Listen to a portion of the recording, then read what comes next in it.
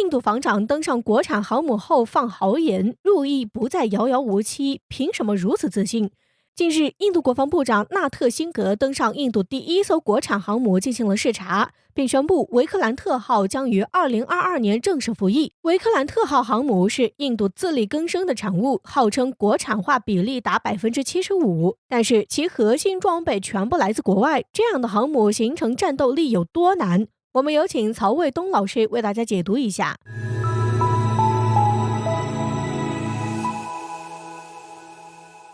观众朋友，大家好，我是曹卫东。最近呢，这个印度的国防部长登上了自己国产的就是蓝天卫士号国产航母，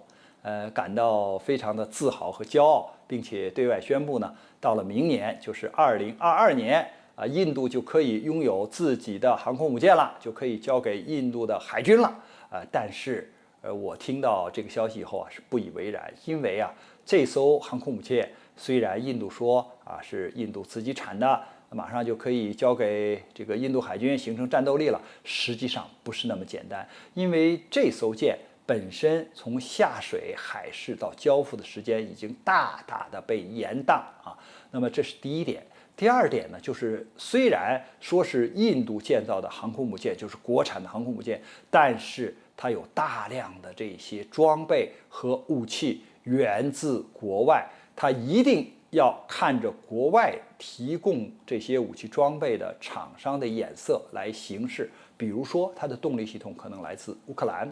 它的这些雷达系统导弹系统来自以色列。那么它的战机呢非常重要，因为航空母舰主要的战力不是体现在舰炮和它的导弹上，而是体现在舰载机上。它过去呢曾经用过英国的海鹞或者是美国的 AV-8B 这样的短距起飞垂直降落的飞机，后来呢又使用过俄罗斯的就是米格29K 这样的就是舰载机。那当然印度说我自己还生产了一种叫光辉的轻型战机，但是这个光辉轻型战机呢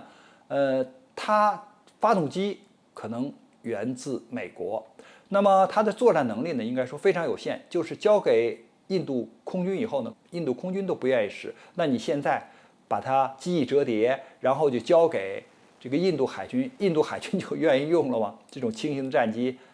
所以我觉得呢它还不是那么可靠，所以它形成的战斗力也是非常有限的。那下一步到底是用这个俄罗斯的米格29K，还是用美国要卖给它的大黄蜂，还是用法国的阵风呢？这都是问号那你本身就是这艘航空母舰就4万吨的排水量，因为它仿的俄罗斯的就是戈尔什科夫元帅号这样的4万吨的航空母舰建造的，那你排水量在这摆着，搭载的舰载机也是有限的。可是现在你这个机型左挑右选还没有定下来，而且这个舰上的那么多的装备设备来自不同的国家，怎么让这些武器装备能够融合好？怎么能够发挥它1+1大于2的作用？怎么能让印度海军的官兵尽快掌握、熟悉这些装备？这都是有待实践的所以从它前面这些建造，还有它的关键的技术装备这些来源，我们就可以看到，就是虽然